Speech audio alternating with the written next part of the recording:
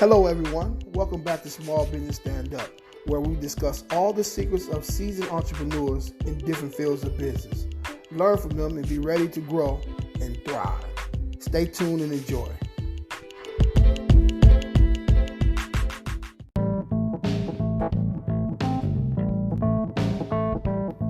The views, information, or opinions expressed by the host, co-host, and/or guests on this podcast do not necessarily represent or reflect the views of our company, our sponsors, and advertisers. Please consult your attorneys, CPA, or business owners, advisors before making any business decision. Thank you.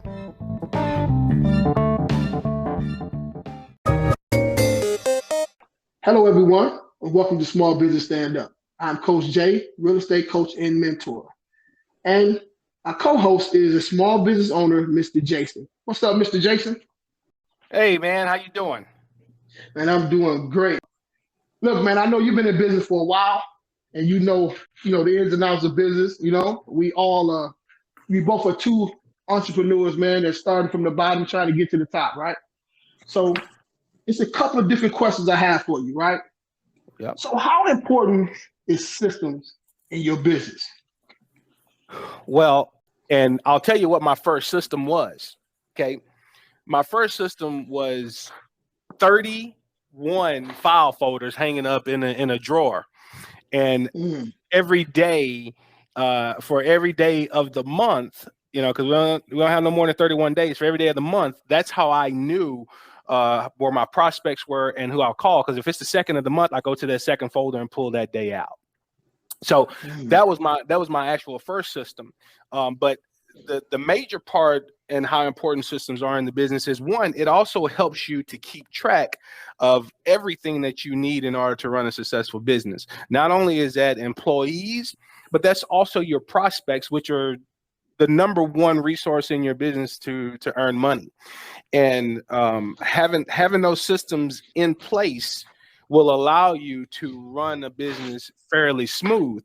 Not only that, we're going to talk about a different type of system as well, which is not just, housing, which is your customer relationship management system for your customers, but also being able to have the different systems, which we will refer to in business as your standard operating procedures. And that in itself of a business system allows you to be able to bring employees on and be able to give them that information, and exactly how your actual business runs, which that includes your other electronic systems and the practices of business. Wow. I will go so far to say, man, with systems, it's vital, right? You can work, without systems, you can work twice as hard, right, of doing the same work and a lot of times not getting the results that you want, right? Right. So if you put together a system of something that you know works, meaning you've actually done it, follow it all the way through, close it, and it's funded, right? And you put that same system back together, the chances are that you accomplish the same goal. It's highly likely for you to get the same results, right? Mm-hmm. So we think about McDonald's, right? McDonald's, to me, food is not where it's supposed to be. But the reason why they're successful is two reasons. First of all, real estate. They already in prime location. But the second point is they have a system. When you go to McDonald's and you get you a burger from McDonald's, it's gonna taste the same in Dallas that it tastes in Houston or in New York or in Singapore or whatever the case is. So their system is on point. Yeah, let me throw something on top of McDonald's, because I'm glad you actually mentioned them when you talk about systems. Like you said, they have that system in place for all of that. But even going a little bit further with them, this is how systematized that they are, is that their registers have pictures on it. They don't have to think about entering in what the Big Mac is or the double quarter pounder is. It's a picture. Yeah. And they just push the actual picture. The other thing too is traveling abroad. When I was in the Marine Corps, I also noticed that no matter what country I was in, if you went to McDonald's, the Big Mac combo is number one. No matter what country I was in, The Big Mac combo was number one. That is deep, man. So no matter your your educational level or whatever, Mm-hmm. if you plug a person into a system, 9 times out of 10 they can actually follow that, right? Yep. One thing I learned too, man, is that system allow you to be able to work, on your business instead of in your business. You know what? That's a very, very good one. True enough, yeah. And I'm a tell in that also as well. And I want everybody that's listening to hear me clearly on this. We're not advocating that you should get a system because it's going to increase your business. Okay. It's only going to increase what you've already been doing in business. It is not going to give you any results unless you use it properly. So if you didn't have anything in place beforehand, then the system is not going to enhance that. You actually have to have something in plan that you can regularly operate on and regularly count on, and then find the right system that's going to enhance what you're already doing. That's so true. And a lot of times, man, what you will learn too, when you're trying to figure out a system to accomplish a goal, right? A lot of these systems are already together. Yeah. Especially if you have a mentor that's doing something that you want to do in the future, you just follow his blueprint or his systems, right, and you will get the same results, right? Sometimes better, sometimes a little worse, but you will get that ballpark where you're trying to be, right? Well, I had to do it the hard way. I had to do it the hard way, Jay. And I didn't go off my mentor, but I had to do it the hard way. And I'll tell you, that was probably more testosterone than anything else, trying to reinvent the wheel. So I'll blame that on myself. But I did do a strategy, but I didn't use the same system that he was using, but I did go out and I tested and did a trial on every system that was important to the business and the industry that I was working in. I did a trial with each and every one of them. And if any one of them didn't have a trial, I called the company and asked them if they'd give me a trial. And I went through probably over 20 to 30 different systems before I chose one. Wow. Okay. 20 to 30 different systems before I chose the system that matched what I wanted to do. Not what everybody else was doing. Okay. But what matched my system. And the other part about that too is that I'll tell you, the system that I ended up using, or one of the main systems that we actually use in our business, you don't hear about them much because I can talk to other real estate investors and I talk to other people who work in the real estate industry, and they don't know anything about that system. And the number one reason why is that they don't have affiliate programs. Yeah. And you hear that a lot, and this is going into what people call the shiny object syndrome. You think that because one person is having success with that system, if you get it, then you'll have the same success with that system. And that's just not true, because everybody's business is different, because everybody's mindset is different. But that we worked and got that system because it matched what we did in our business and what we developed, and we grew from that, and we still use that system today, several years later. Absolutely, man. There's industries where a person, if he's a system thinker, can make a lot of money. Oh yeah. Right? There's companies that will hire you to create systems to help clean up what they're doing to make it run a little bit more smoothly. Right? But you have to be a system thinker. You have to be a system thinker. But I was looking up today, there's an acronym that talks about a system, right? A system acronym. So it says, the S is for save, the Y is for your, the S is for self, the T is for time, the E is for effort, the M is for money, and the S is for sanity. Right? Save yourself, time, effort, money, and sanity. That's what systems mean. And I think it's right on point, man. Right on point. So yeah, I agree with that completely. Absolutely. All right, man. So the next topic is, what's the worst thing ever happened to you in business? Like we always hear these high things all the time. We talk about business, but there's some things that goes on in business that when we talked about last week, that is a gladiator sport that really gives you that. Yes, this is gladiator. So what's the worst thing that ever happened to you in business? Well, I'll tell you the worst thing that ever happened to me, and I'll tell you that it's still happening, okay? Because I'm still dealing with that. Is not, and I think we talked about this on another podcast for sure in reference to taxes with Miss K. But I'm still dealing with tax problem that happened some years ago. Yeah, I'm still dealing with it, and so I think that was the worst thing that ever happened to me in business is not thinking about Uncle Sam because he's thinking about me, and yeah, yeah, and absolutely. yeah, and still dealing with that to this day, you know. But for the most part, yeah, I would have to say that not keeping good records Yeah, and spending more than I was making at that time is the worst thing that ever happened to me. man, man, that's a huge one right there. I mean, I say anybody who in business is worried about that. So if they haven't had that issue, they're Hmm. really, really, you got to make sure you never get in that situation. So I definitely understand it. But I Yeah. had a couple of things that really. Go ahead. Sorry. Go ahead. No, I was saying, yeah. Okay. So I had a couple of things, man. I guess one of them. Well, let's go to the least one first, right?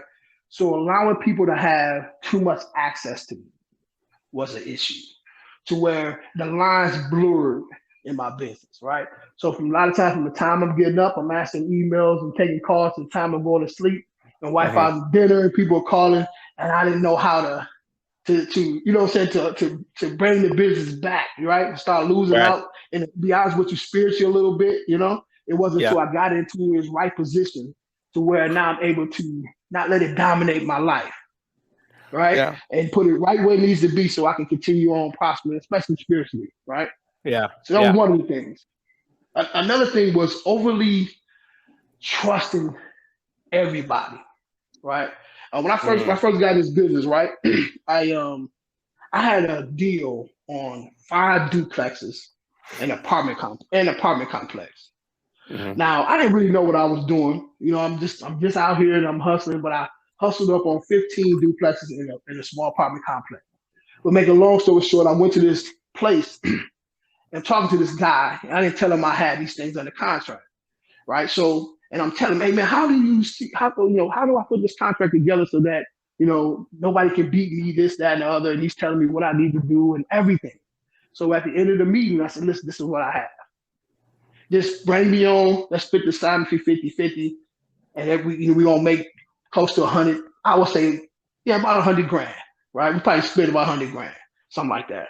And he ended up Xing me out the deal, right? So after I dropped it off, I went to go pick my wife up, Hmm. and he called me. He said, Jay, man, where you get these deals from? And we never knew these even existed. He was a realtor and all that stuff, right? So I'm excited because nobody in this building has seen this, none of that, right? Didn't know these Right. exist.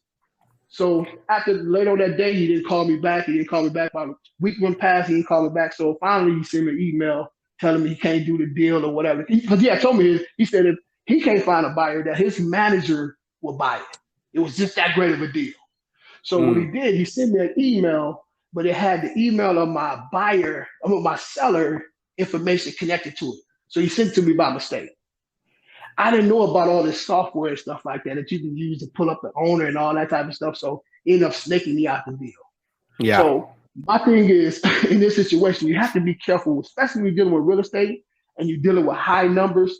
Understand that everybody's not your friend. Yeah. In business, everybody's not your friend. And be careful because people will snake you. You know what Oh I'm saying? yeah. So you have to be cautious, man.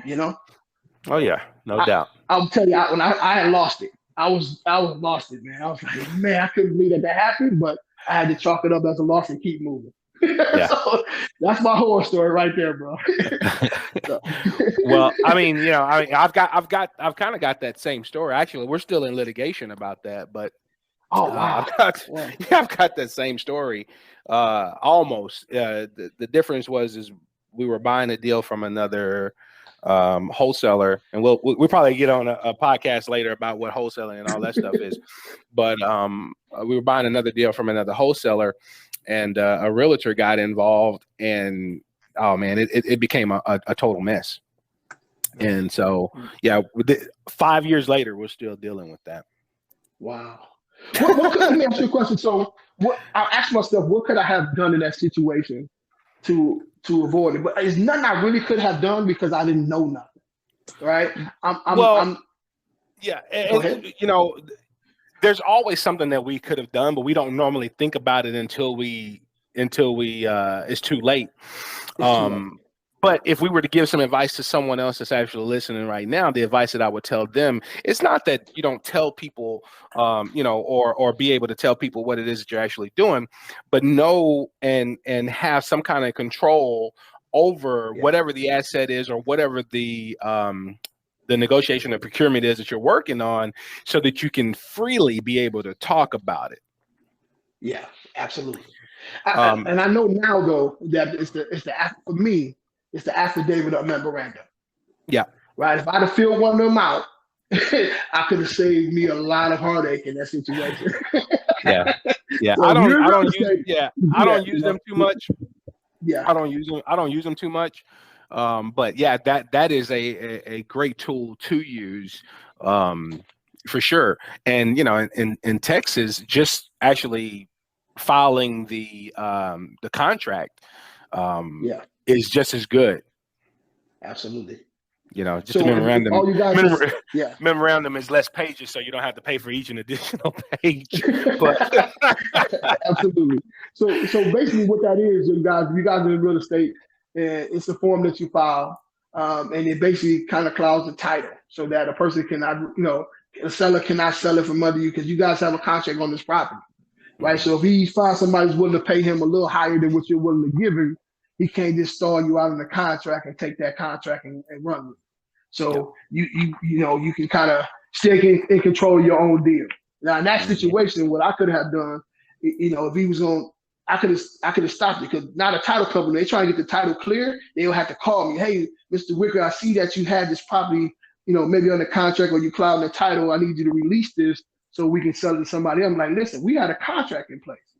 You guys decide to stall me out or wouldn't contact me back, or whatever the case is. I'm like, okay, well, in order for me to release this, I need X amount of dollars to release it. So in that situation, he had to pay me for him to be able to sell his own property, right? In that situation. But I didn't know anything about it, so I had to chalk it up as a loss. So just be careful out there. Be careful out there, guys. Oh, yeah. That's a jewel. I wish somebody told me about that years ago. Oh, yeah. Well, it was, back in the early days, that was frowned upon. Yeah. It was frowned upon it was frowned upon to cloud someone's title on their property, and a lot of lawsuits were coming out of that when the end investor could not perform. And so a lot of people were steering away from them because of the so-called suits that were coming from the sellers, because they couldn't sell the property, even though the investor who put it on the contract couldn't perform. So you better know you can perform if you're going to use it. That's the thing. You have to have a great deal before you put that in place. And for sure, listen, I can get this sold. Mm-hmm. Or, a person let's say if you're a virtual wholesaler like I am, and you're dealing with, a buyer in another state or whatever the case is, you just got to be careful, and don't use it in malice. But some people have done that, put this stuff on the people, affidavit of memorandum on people probably that they don't even have on their contract. So, just be careful with that, man. You don't want to get yourself in a situation, just treat everybody with some ethics, man, and do good business. That's actually what we're in litigation for right now. Someone actually put a lien on the property. Wow. The wholesaler that we were buying it from put a mechanic's lien on the property. So not only did they get their wholesale fee, but they also got the lien. And the realtor and the title company was involved in it. Wow. Yeah. it is some snakes out there, man. You just got to be careful, because the amount of money that you're dealing with is not $20, $30, right? We're talking about sometimes, hundreds of thousands of dollars.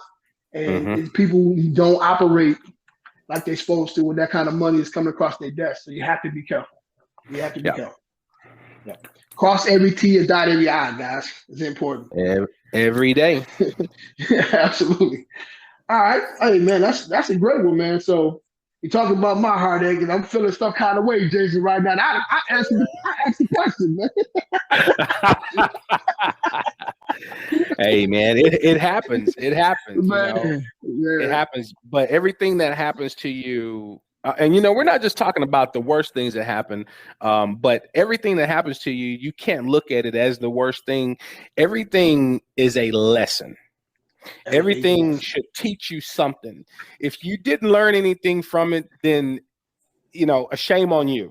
Okay, because Yeah, everything that happens to you don't happen to you, they happen because of you, and you've got to man up and be able to learn from that so that you don't make that mistake again. absolutely. And I learned. I definitely learned. So what I had to do now, I had to go get a couple of commercial books to understand how commercial deals work. So now, if I Hmm. ever run across a situation like that, I know how to protect myself. You No know, doubt. so it's trial and error a lot of time. All Everything's right. trial and error. Woo! Yes, everything, everything. And this is what I learned too, and we'll go to the next topic, is that when you think you're doing something the easy way, that's usually the hard way, right? So if you, okay, this is the easiest way to go about attacking, it's like, nah, man, rethink that. Make Yeah. sure it may be the hardest way, is probably the best way to go. So Hmm. there's no such thing as an easy way to be successful, man. It Yeah. just, And that road don't read. exist. And Read. read. Please And make sure read. that you read. Okay. And that I think that's going to take us into the next topic. But Yes, yeah. absolutely. Yeah. So, okay, so the next question is, what's the three greatest books, business books you have ever read, and why?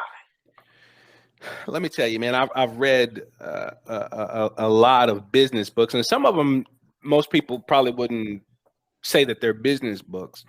And I've got a lot to choose from. I was sitting here thinking about it as well at the same time, and I got somewhat of a mini library. But I have to actually say that the business book that inspired me the most, number one, would be Think and Grow Rich.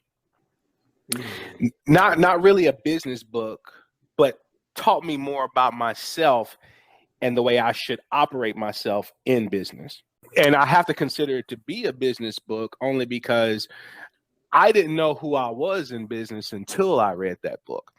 And there's one line in that book for sure that I can recite right now, and it said that great wealth calls for power, and power calls for highly organized and intelligently directed specialized knowledge. And I think that fits into everything that we're actually kind of talking about today, which would be Yeah. systems and worst things that happen, but highly organized and intelligently directed specialized knowledge. So Think and Mm. Grow Rich is my number one. I think the second would probably be Traction, and Traction pretty much lays out most businesses the way that they should be laid out, and allow you to be able to even operate as a small business, but run as if you're a Fortune 500. Okay, Absolutely. Now, and who's the author on that book? for Traction, Yes. okay, Traction is by I think his name's Wickham. Um, Wickham? Okay. I can't think of his first name. Gino You Wickman. know Wickham. Wickham, Gino man. Wick. Okay. Yeah, All right, I'm going to definitely look that WICK. book up. Yeah, WICKMAN. And that book was actually a gift from one of my mentors to me. It's one of the best books that I've actually read when it comes to business setup and departments and things like that. And you know, in the real estate industry, we talk about gurus. I'll tell you that that book, all the gurus that do seminars and traveling seminars, if you're listening, okay, we got you, because everything that you're actually showing is in that book, and what you're saying that you're going to teach people is in that book. So everybody listening, go get the book, and you'll know everything that they're Absolutely. teaching you about being business and be able to set that up. Um, Mm. my third one, man, this is hard, man.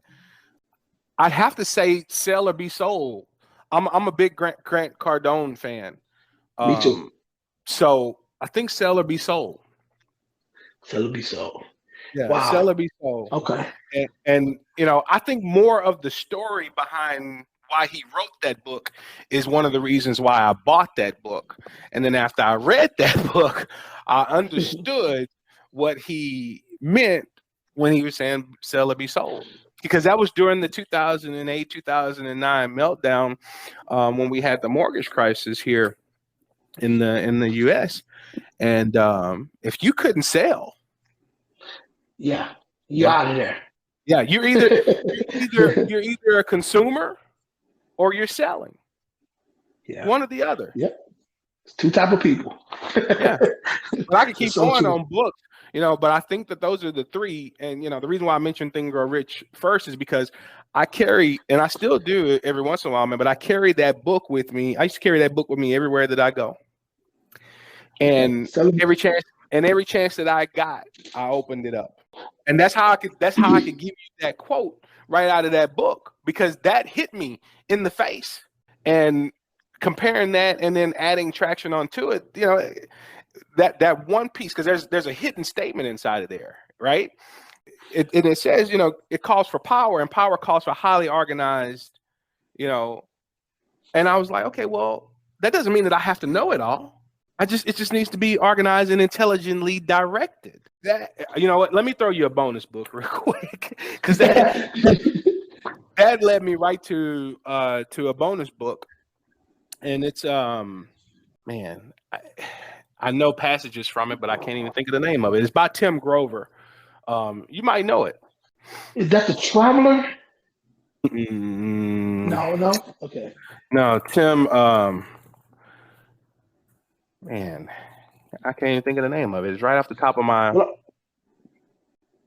Good. let I me think hit a it's couple. from good to great to unstoppable. Okay. Yeah. Good to great to unstoppable. Yeah. Wow. Relentless. Relentless is the name of it. Okay. Yeah, it's called Relentless. We definitely got to write these down. I'm gonna get all three of those books this weekend. I'm gonna go to half price bookstore and go snatch those up. Okay. Because let me give you the insight on Think and Grow Rich. If you're gonna go buy Think and Grow Rich, please make sure that you buy. Okay, don't just buy any one of them, but you want to buy the one that says the classic text on it, the complete classic text. Okay. Because that book was written back in the 1930s, and it's been edited over and over and over again. And there's some missing pieces in the additional edits after that you really need to know. And it makes you wonder why they made him rewrite that book. It's hard hitting, huh? Yeah. So if you go and you start looking for the actual original one, get ready to pony up some dough.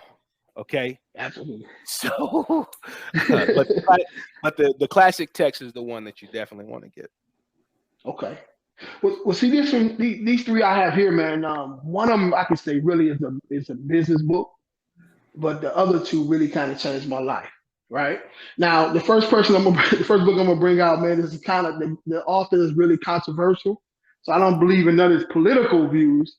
But the book, Donald Trump, The Art of a Deal. Okay. I thought it was great. You know what I'm saying? So that's how my mind works. So if we're in negotiation of something, my mind goes to what's some different ways that we can go about getting this done. What can if I give a little here, can I give, like, that's kind of how my mind works. You know what I'm saying? So, and when I was reading the book, I'm like, wow, that's what it's about. Mm-hmm. Anything can be negotiated. Anything can become a deal. If two people is willing to sell, or one is willing to buy, one is willing to sell. Anything can be done. So it's about how can I set this up to where you feel you won and I won too.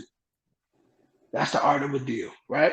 Another book is again. So this is not like a business book per se, but I think this book's probably more well known in the real estate arena than any book. It's Robert Kiyosaki, Rich Dad Poor Dad.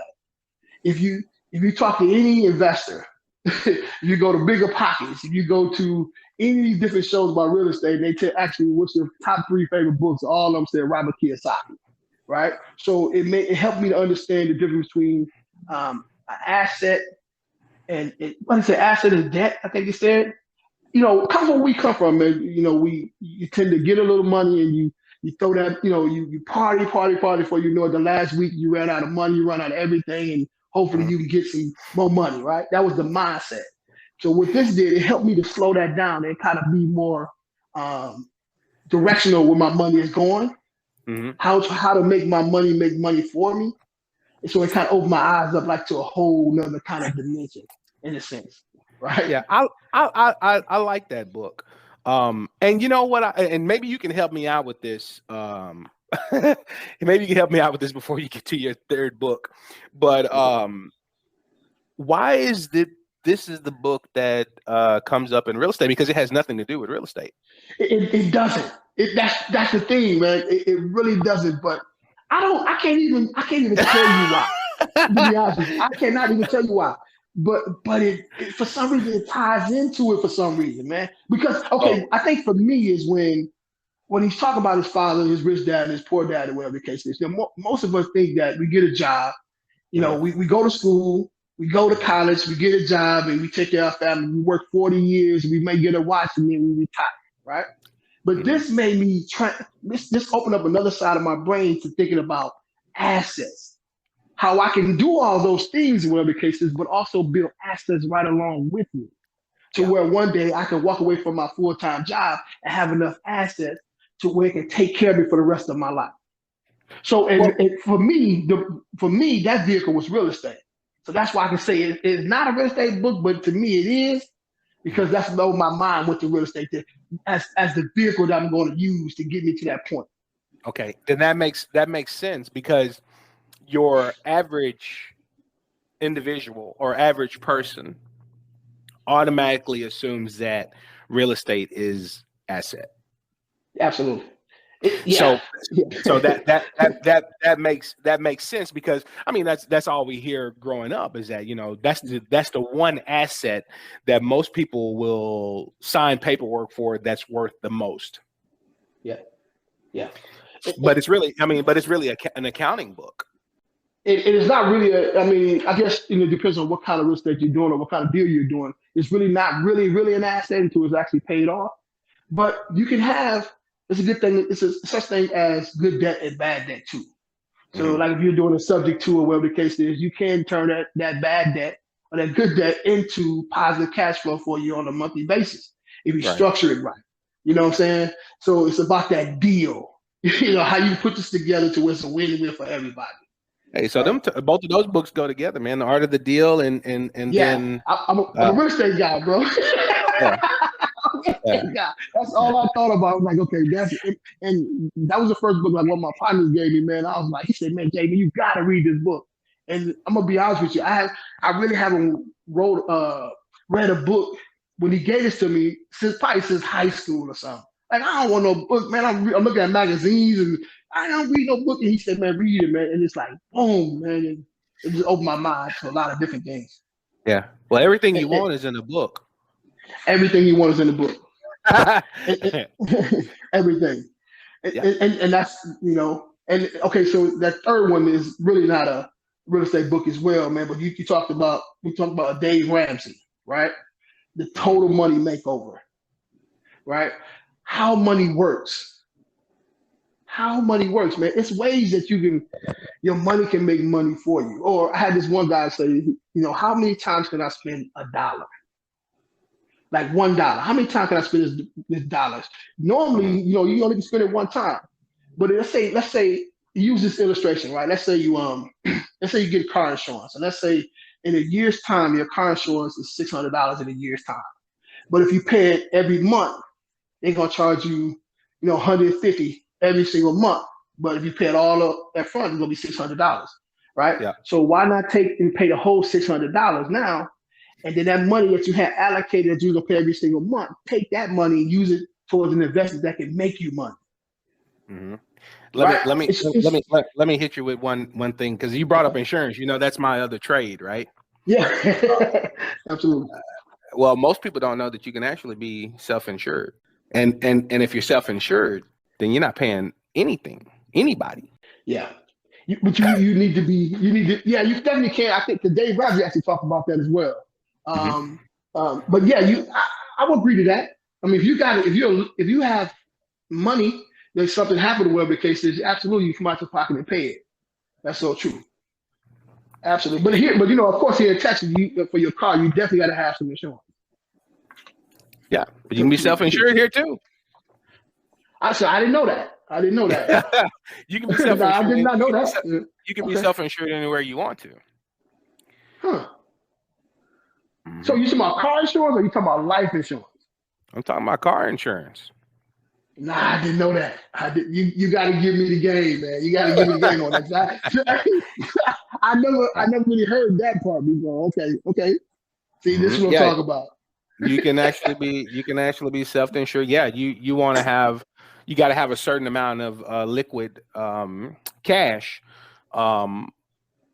But if I'm not mistaken, if they have changed it through the Texas Department of Insurance, I believe the minimum is $50,000. If you have $50,000, then you can claim self-insured. You'd hire a third-party company that will manage that escrow and your claim if something should actually happen. But you will be considered and have documentation that you are insured. You're just self-insured. Okay, I got you now. So that $50,000 has to go into their account, and they're the overseers of that money just in case something happens. But if nothing happens, you don't lose any money. Right.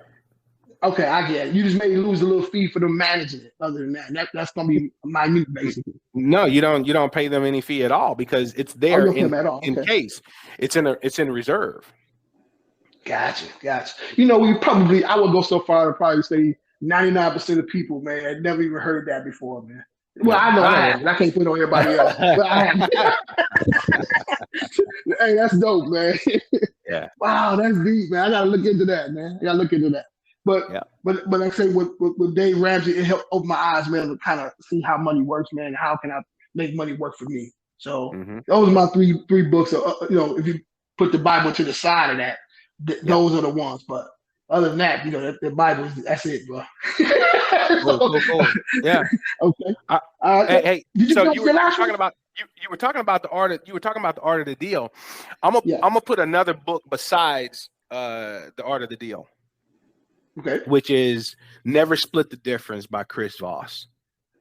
Never Split the Difference. Okay. Yeah, that is the book. Okay, break that down to me. Like, what do you mean by that? Well, I mean, there's a lot of negotiating techniques inside of there. Chris Voss is actually he was the number one FBI hostage negotiator. And he wrote that book, Never Split the Difference. And it's pretty much to be able to get people to do what you want them to do. Okay. and he teaches the techniques in order to actually be able to do that. Like, for example, mirroring. You mirror what they say. Well, that person know now that they've been heard. Okay. By reciting what they said to you. Yeah, just the last 2 or 3 words. Yeah. Yeah.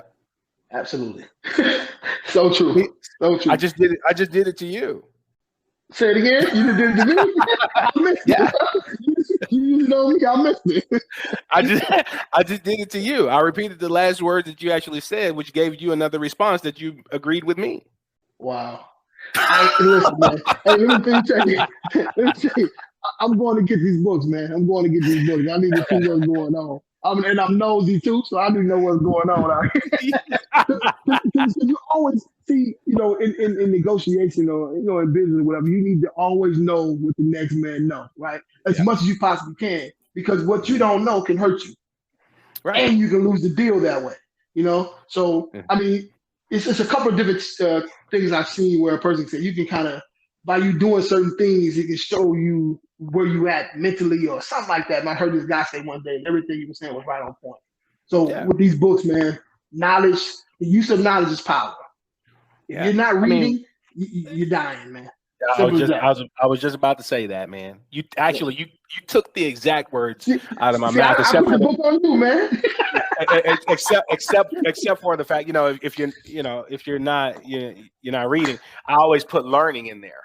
If you're not learning, then you started the dying process. Absolutely. You know, man, if you're not learning, you started the dying process. Great information, man. Leaders, I always tell people too, man, leaders are readers. Yeah, like you've never seen a person who's a great leader that didn't read. Right. Well, So why would you not want to, why would you not want to take a book from somebody that's probably been in the business way longer than you have ever, and they might not even be with us, walking this earth with us anymore, and be able to read that book maybe in a day or a day and a half and download the last 50, 10 years or 5 years of knowledge that they've had in 2 days. Exactly. A person's life frozen, and it's frozen. Yeah. For your benefit that you can go pick up at any time. And now they have Kindle where you can just go on your Nook and download it, or and you got it right at your fingertips. So there's no excuse. Yeah. I like paperback though. I like to put my hands on it. Yeah. Yeah, you want the papers. Yeah. I guess it. Yeah, I like to put my hands on it. That was a great one there, man. So let's see if we can beat that with this last one here. So what's the greatest attribute of a leader and why? I would have to say that the greatest attribute of a leader, one, and this probably goes against what most people think, but I believe that a leader is a person who not only respects other people and what they do in their respective job positions or industries, but also a person that can get other people to do what they want them to do when they need them to do it without being forceful, because they know that the end result in it is not just helping the boss, not just helping the company, but they would benefit from it too. Everybody benefits. Now, I'm not a big believer in, the win-win statement that most people like. We want to make a win-win scenario. But I do believe that everybody should be able to walk away feeling satisfied with what it is that they've actually been through. Okay. Exactly. And a leader also leaves everyone they come in contact with the sense of increase. Not depleted. Right. You want to leave everyone you come in contact with the sense of increase. Why is that important? Well, one, it's important because one of the things that I think is because we have too many people walking around with a lack of self-esteem. And I believe that if your leaders are not made, okay. And if you ever want to find out who an actual leader is, just start a group or start some kind of project. You don't have to pick a leader. Most people think you pick the leader at the beginning, but the leader always comes forward no matter what. So you don't have to find the leader, because most of the time when you choose a person that you think that should be the leader, they end up not being the one being the leader. That is so true. That is so true. Yeah. Is so true. And the reason why is because of the way that they are introducing themselves and making the other people that are part of the team feel. See, some people think that a leader is just being boastful, right? He Bogart in the space. You won't let nobody talk. That's not being a leader. That's somebody that's insecure, I would think. Yeah, I mean, in some cases, I mean, studying different people and leaders and successful people, we have a really, really a lot of successful people that have been known for, again, like I said, bullying their space and Bogarting into the space. Yeah, but that's not what made them, great leaders. Everyone that was there, even if they suffer some bruises along the way, everyone that was actually there, they still walked away with dignity. That's a skill. Mm-hmm. They still walked away with dignity. Yeah, not everybody possesses that ability to do that. Right? Yeah. That definitely is a skill. Man, that's some great points there. So I got a couple. Okay. I think so. Well, they must radiate positive energy, right? You can't be coming in this, hey man, how was the weekend, and dragging everybody down. That ain't what leaders do, right? You got to be up because people are feeding off of you for the most part, right? Mm-hmm. Another one, great problem solving, right? So when there's a problem, you as a leader, people looking to you to solve the problem.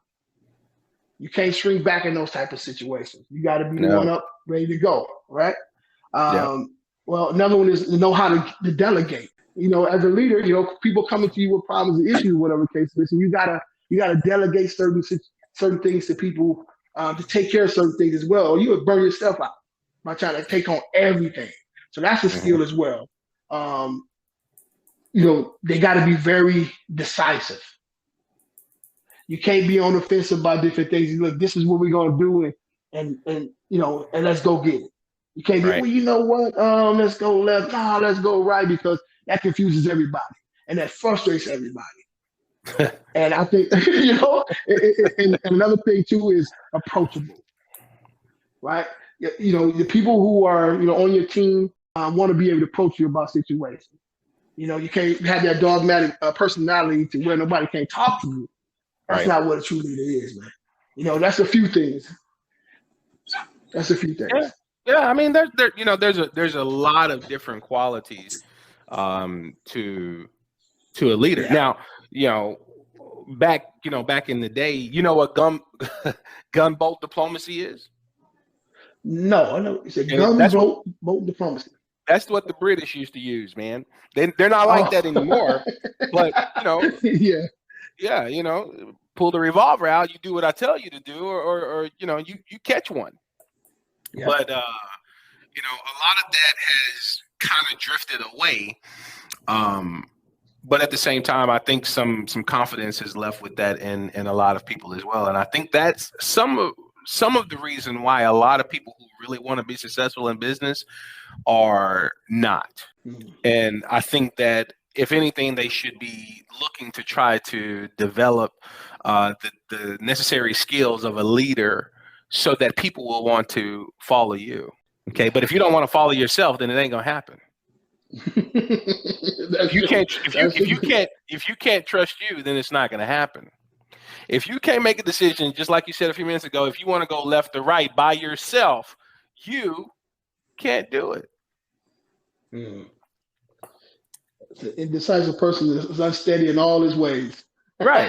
And in everything, now, but that, those are a couple of things. I was middle management when I was, working for an insurance company, and that was one of the things. I didn't make it there because of the way I dress or the way I look, but it was a leadership quality, and that gets instilled in you. Not it didn't come from the military. Most people tell me, hey, you got that while you're in the military. No, that just enhanced it, like I said about the systems. But it starts between the age of 0 and 7. That's true. You get a lot of people who, let's say in sports, right? You get a person who may be really, really great in sports, but they're not actual leaders. But because they're so great in the sport or whatever, you get these teams, they put, okay, he's the new face of the franchise, now lead us to the championship. But because he don't have those leadership skills, he can't do that. He may be great in his own right, and he can give him 30, 40 points any given night, but because he don't have the leadership skills, the team falls, right? Oh, yeah. So, I definitely agree with you, man, when it comes to that. Man, either you are or you aren't. Yeah. I mean, you can study on it. You can do all you can to make yourself become a better person or whatever the case is. Don't get me wrong. And you may be able to lead a few people, whatever the case is. But when you talk about coming to a room and taking over the room and having people who are, who ready to go to jump out the window with you, that's a skill. Yeah. That's right. Everybody can't get that. Everybody don't get that's that. Right. Man, so in the military, I tell you, if I know who you are and I know that you can't, I won't follow you in the battle. I'm not going over the wall with you. Yeah. That's true. Because I know you're gonna get all of our grapes blown off. Absolutely. Well, man, listen, man, this was action-packed, man. I think it's a little bit of everything in here for everyone. So anything you guys, you learned from us today, or, if you have any questions, definitely reach out to each one of us, any capacity. Any final thoughts, Jason? Any final thoughts for this, man? You know what? He said it all, man. It's the information in here, man. that you guys can take it to the bank. As simple as that, right? So, Yeah. continue to, you start in business, try to create some systems. If you are a leader, maybe you can take some of these different points we talked about to add to your repertoire so that you may lead men and women in your business. Definitely pick up a couple of those books Jason's talking about that helped him in his life as well. A couple of things, I talked about as well, man. Get you some books. If you don't have no library at home, are you really a leader? Yeah. That's the question, right? Half price bookstore, books are very inexpensive. Go get you a few books, right? And continue to learn. If it's one book a month, do 12 books a year, you're still far ahead of probably 80% of people in the world, right? So, and my thing is, man, in business or in life, man, you can't trust every single person, right? Don't let that harden your heart, man, to the point that you don't trust anybody. Because you gotta trust some people, Just keep your eyes open, keep your head up, keep working, and hopefully one day we'll see you guys. We meet each other, man, at the top. Oh yeah. All right. Hey, Jason, tell us your social media handles, bro. I still don't know them because I'm not on there. I'm not on there enough to be able to do it. But the best way to make sure that you contact me, especially if you want a response, is definitely via email at J as the initial J Sims at Neway NUWAY Group LLC.com. Excellent, man. And you can reach me, man, on our new YouTube channel, Small Business Stand Up, where you can get this podcast from. Also, Mid-City Acquisition at gmail.com, my Gmail account. Just reach out to us, man, any way you possibly can. Stay tuned. We got a lot of other things coming up. We're going to be interviewing some people, man, who do some great things, man. We're going to interview some people who blew up some stuff, right? Right? As a owner or whatever the case is. We want to learn from their highs and their lows. So stay tuned, man. And anything else, if you don't have a question or sending an email about anything, if there's a topic or something that you'd like for us to discuss, we want to hear that too. Absolutely. If you're a person, you have your own, business and you've been in business for a while and you have something to add to the podcast, reach out to us as well. Smallbusinessstandup at gmail.com as well. Reach out to us. Let's sit down and let's talk a little bit, man. Let's see what you have to bring to the table. And, it's all about an interchange of encouragement, right? That's what it's about. No Sharing doubt. ideas, giving some, taking some, man. We all can learn. Nobody exempt from learning. You can learn from a kid. So, hey, man, I'm excited. I'm excited, man. I really appreciate your time, Jason. And I know you guys probably missing Miss Kate today. She wasn't able to make it today, but she said she'll be here next Thursday, and hopefully she was with us. She was with us in spirit. Absolutely. All right, all right, my brother. We'll see you guys later. MCA Back Office aims to help real estate wholesalers who have their 9-to-5 jobs, those who are busy with their businesses or family responsibilities, and even help students. MCA Back Office gives you leads, research comps, calculate offers for you. Basically, MCA be your back office. You can find them on Facebook. Just search MCA Back Office.